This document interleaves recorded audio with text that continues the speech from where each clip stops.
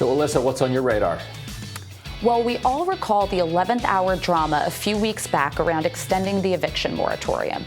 To recap, the Biden White House punted on engaging on the issue, hoping congressional Democrats would handle the dicey issue, letting the deadline approach without a solution. Now, progressives like AOC and Rep. Cori Bush staged a sit-out on the Capitol steps, claiming millions of Americans faced eviction over the heartless policy. After progressive pressure, the Centers for Disease Control extended the eviction moratorium until October 3rd. The federal eviction moratorium originally went into effect under the Trump administration on September 4th of 2020, following months of businesses being closed due to the COVID-19 pandemic. Now, according to the National Equity Atlas, this resulted in 6.4 million households being behind on rent, owing a roughly $21 billion to landlords. Listen, I was very much in favor of the eviction moratorium during the height of the COVID pandemic, when millions of Americans were prevented from working. But now we have a labor shortage in America. According to the Department of Labor, there are 1 million more job openings than people looking for work. Currently, there are roughly 8.7 million potential workers who are counted among the unemployed. At the same time, there are an estimated 9.8 million job vacancies as of July 16th. Businesses can't hire enough people. Businesses large and small are resorting to offering incentives to come work for them, including signing bonuses, higher salaries, and flexibility on remote work. This is a ripe moment for anyone struggling to get back into the workforce. The hospitality industry, which was crushed during COVID, has been struggling particularly hard to staff back up. Now, the eviction moratorium expires on October 3rd, more than a year after it went into effect.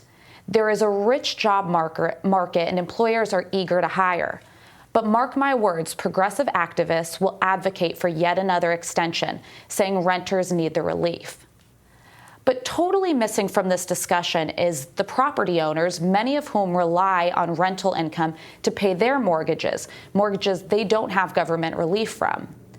According to the not exactly conservative Washington Post, quote, half of rental properties are owned not by banks or big corporations, but by small landlords, people who manage their own rentals and depend on them for basic income, and who are now trapped between tenants who can't pay and mounting bills for insurance, mortgages, and property tax, end quote. And of course, as always seems to be the case in Washington, the biggest advocates for extending the eviction moratoriums are in fact hypocrites who continue to collect rent from their own rental properties, all while demonizing others who wanted to. Squad member Rep. Rashida Tlaib was a vocal proponent of extending the moratorium and criticized landlords who would dare to collect rent on the backs of renters during a pandemic. Well, according to her financial disclosure, it turns out she collected up to $50,000 in rent payments from a property in Michigan at the very same time she was advocating for the moratorium and demonizing other property owners. And she wasn't alone. Fellow Squad member Ayanna Pressley, who collected rent during this period, had claimed during this period, quote, it was literally a matter of life and death. But she herself was collecting $15,000 in rental income. And in fact, a letter signed by both Tlaib and Pressley stated, quote, the eviction crisis will only exacerbate the trauma and hurt that has been borne by our most vulnerable communities and undermine our national efforts to combat the spread of this virus. Extending the eviction moratorium is a matter of life and death for the communities we represent. Well, apparently it wasn't a matter of life and death, just not for those two rent-collecting landlords, that is. The current extension for the moratorium is up on October 3rd, and mark my words, these progressives will once again demand an extension beyond the year it's been in effect, but they themselves will keep picking up rent checks from their tenants. Ryan, I'll go to you because I noticed you shaking my head as I was saying that.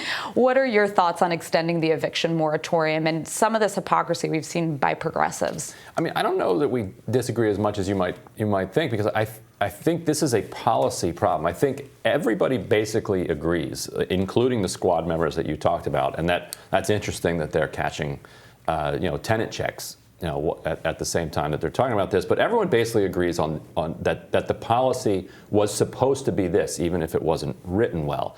that if you're struggling because of the pandemic, then you don't have to pay rent, and the federal government's going to come in and make that up for you. That was the same way that if business owners were struggling and couldn't make payroll, all they had to do was show that, and the business owner could continue to pay them, and the federal government would reimburse them for the payroll cost. So this is basically that same program. The problem is that it was so poorly designed that it has been unable so far to get to landlords and tenants. And so they have now until October 3rd to try to figure this out. The Deputy Treasury Secretary was in Prince George's County, I think yesterday or the day before, talking about a model program where they had loosened a lot of the paperwork because there's so much red tape.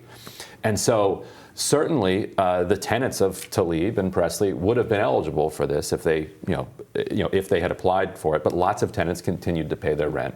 Apparently, those tenants were among those.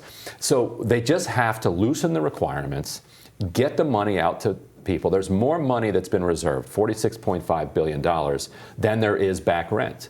Mm-hmm. Cover that, and then the moratorium ends. So that everyone from Cori Bush on doesn't want the moratorium to last forever. They just want all of the COVID back rent to be cleaned up. The money is there. When it came to small business owners, the checks went out, no questions asked, and they just had to document it later. When it comes to tenants and landlords, they ask all of the questions on the front end, require you to fill out all of this paperwork, make it very difficult for you to upload it, hassle you all the way through, and then are surprised that the program isn't working. So just treat it the same way that you treat it for business owners is what I'd say. Kim, what are your thoughts? Don't you think this should be more of a state-by-state issue? I mean, it seems like the money that was allocated for these renters that were struggling was going out to the different states. And then each state seemed to put in place their own requirements for accessing those funds. So, like here in Los Angeles, and it might have even gone further than that. It might be municipality by municipality. So I know, like here in Los Angeles, for example, the requirements were the landlords had to agree to reduce the total rent debt by 30%, for example, and then the rest would be paid out of those funds. So it seems like it's sort of an issue area by area rather than doing this kind of overarching, federal moratorium where some areas were hit harder than others. But fundamentally, I agree with you, Alyssa, and I know Ryan and I have actually disagreed on this particular topic a few times before. But there are a lot of jobs out there right now. There really are. And now's a great time to go out there and negotiate for higher wages and more holiday. And, there's all kinds of things you could get right now because employers are struggling. So actually right now, those that are going out there are getting the best deals because they're able to negotiate better pay and better conditions.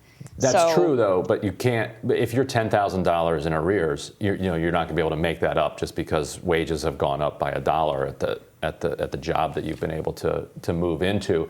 And so the program just has to work, and that's the problem. It became a state-based program and then a municipality-based program, and everybody put up red tape. Nobody actually cared about it. With the PPP program, it was just a federal program. If you were in need of the money, you asked for it and you got it.